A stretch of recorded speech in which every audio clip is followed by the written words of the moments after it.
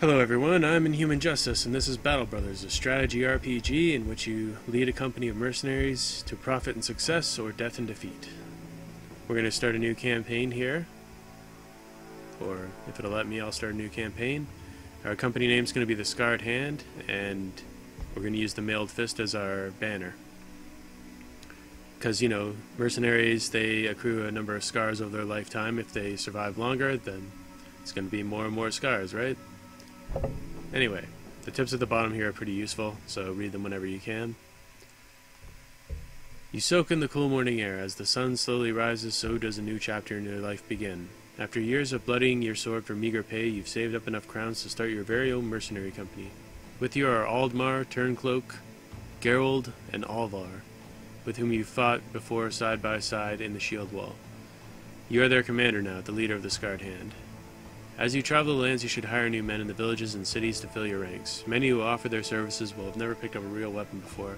Maybe they're desperate, maybe they're greedy for quick spoils of war. Most of them will die on the battlefield, but do not be discouraged. Such is the mercenary life.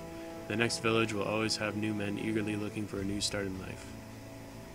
The lands are dangerous these times. Robbers and pillagers lay in ambush by the roads. Wild beasts roam the dark forests, and orc tribes are restless in the swamps to the east.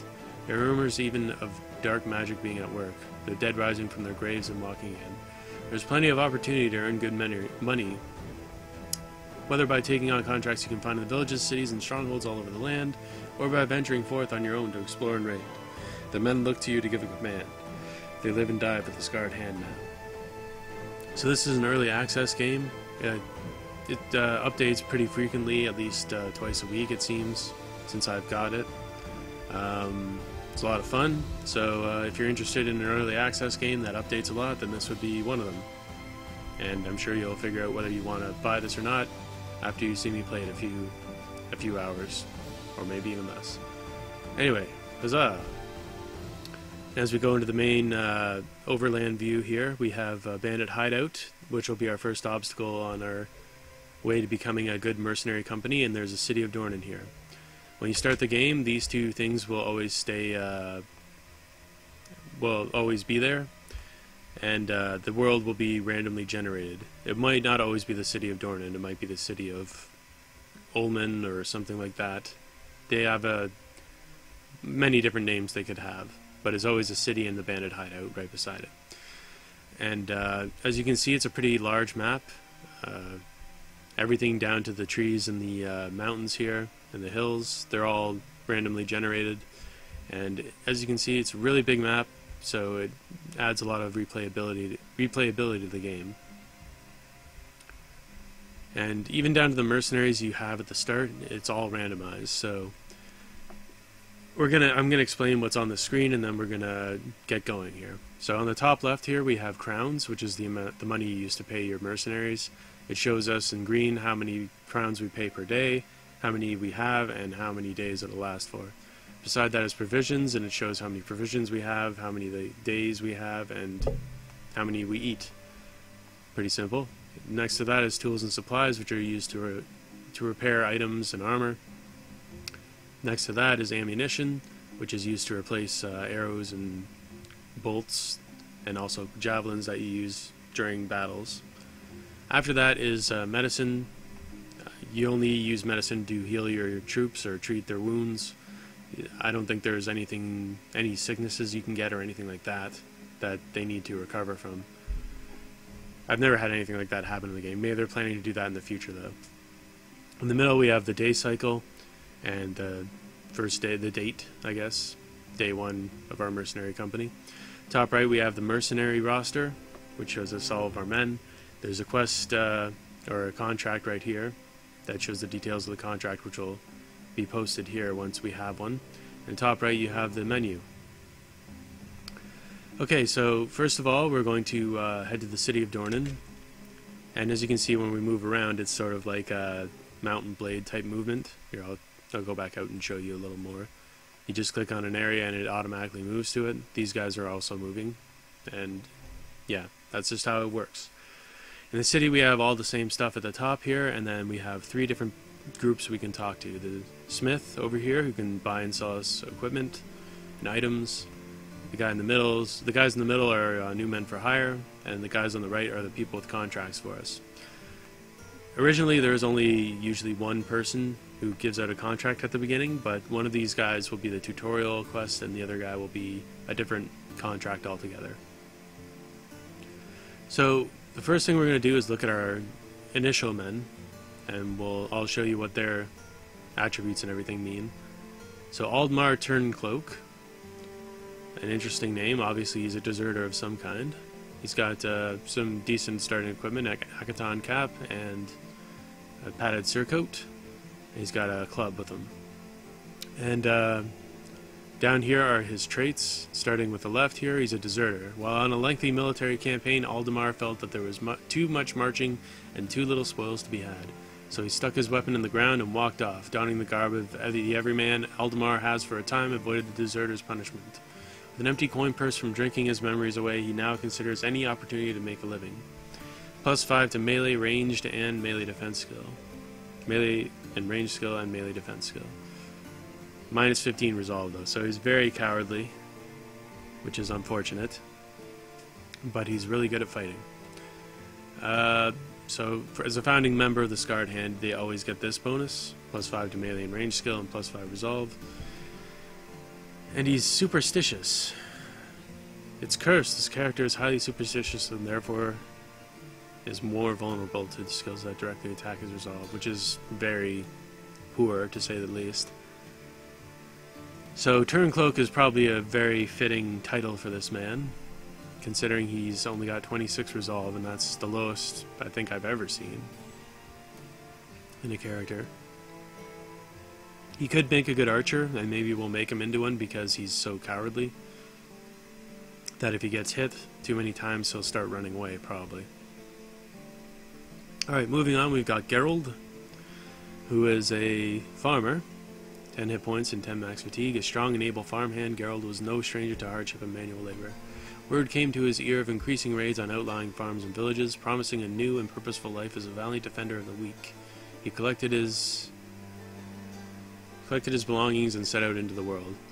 Some of the text in this game seems like it could use a bit of proper grammar, but I mean, it's good enough for now. I'm sure they'll probably fix that in the future. He's tiny, which is good and bad because he hits for less damage, but he's way harder to hit. And then after that we have Fearless, which is amazing.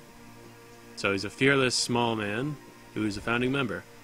So Gerald will probably be with us for quite some time. He's good at everything, it seems. Oh, I forgot to tell you what all the stats mean. Okay, so from the left, we'll do the left-hand column underneath first, and then the right-hand column after that, so you know what all these stats mean.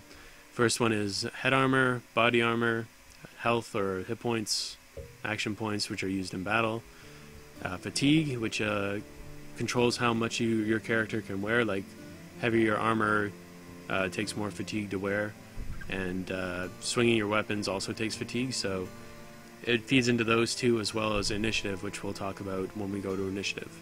His morale is steady. It's always steady when you're on the world map. If you're in a battle and somebody dies, this will go down a little. If you kill somebody, it'll go up. And other things can also affect it, like an orc battle cry or something like that. Resolve is the representation of their willpower and their will to fight. The higher it is, the more likely they are to stay when a battle is going poorly, and if it's lower, then they'll be more likely to run away.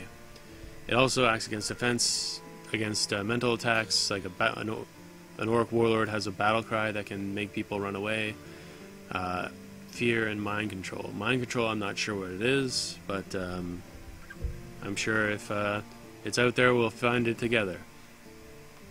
Initiative, like in most RPGs, it decides turn order, and fatigue, built-up fatigue as well as your maximum fatigue feed into the stat and make it higher or lower depending on how much you have.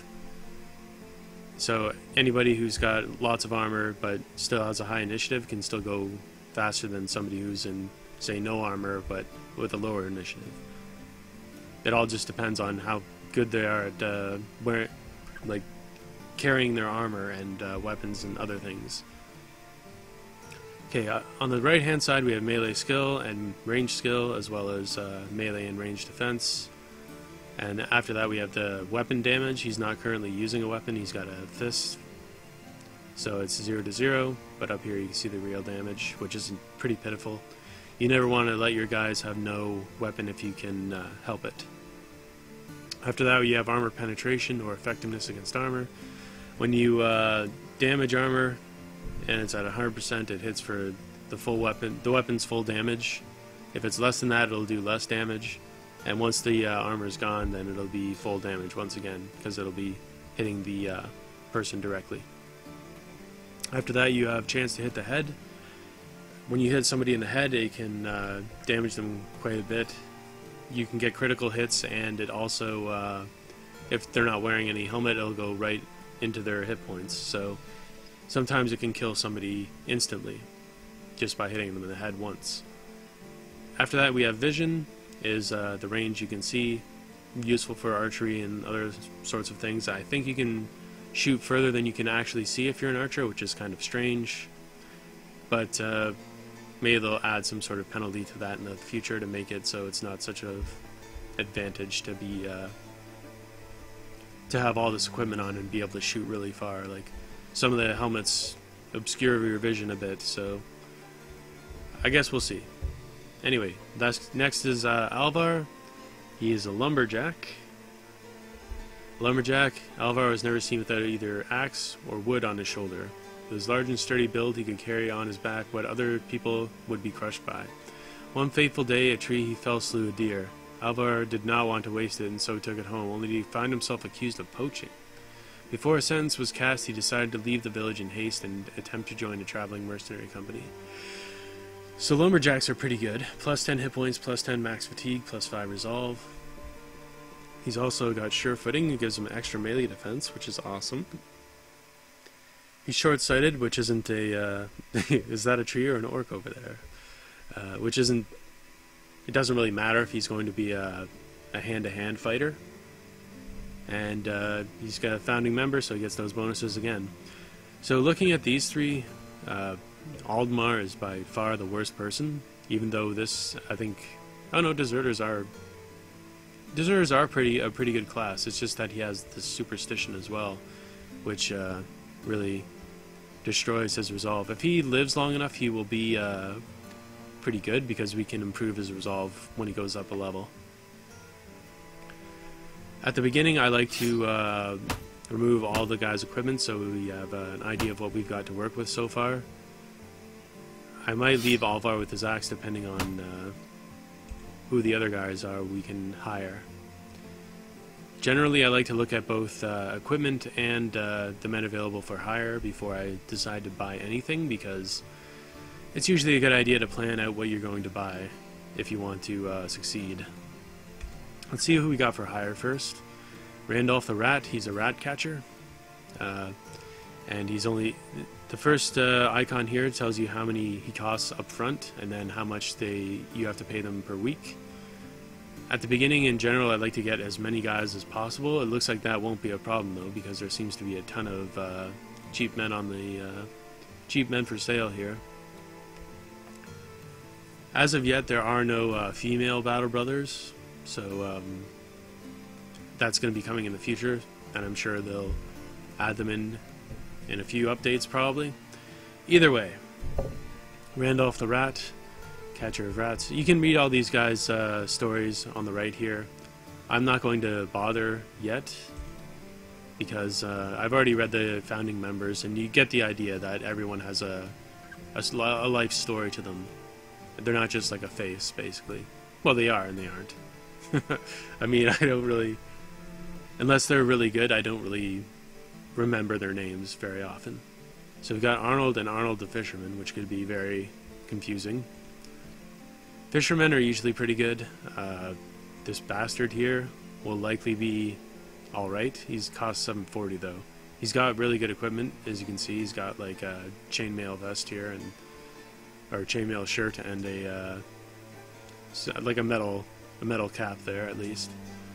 Whereas Corey the Cultist has like a rags basically. So we might take a combination of these, depending on, but we have 2 fishermen, so I might just get both of them, and maybe this cultist here.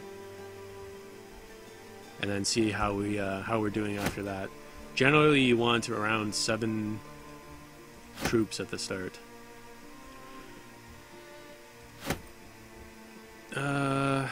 So maybe we'll get one of these beggars as well.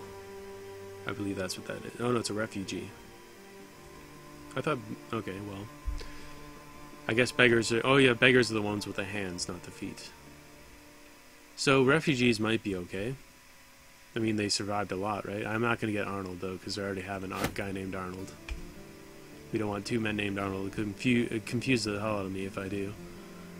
Okay, so Grimold is a fisherman. 10 max fatigue plus 5 resolve. Pretty nice.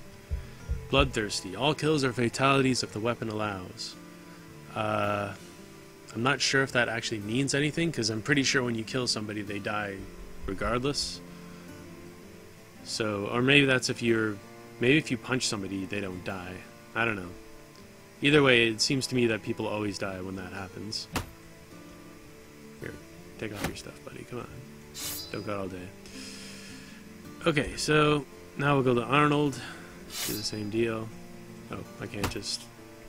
Okay, control, right click, puts it in the stash. He's just a basic fisherman, so he'll be a good frontliner, probably. After that, we have Corey the Cultist. Plus 10 resolve, minus 5 hit points. That's pretty good. And minus 5 resolve at checks. That's not so good. So he's only plus 5 resolve, minus 5 hit points. Plus 15 max fatigue, though. That's really, really, really good. 115 fatigue is a ton.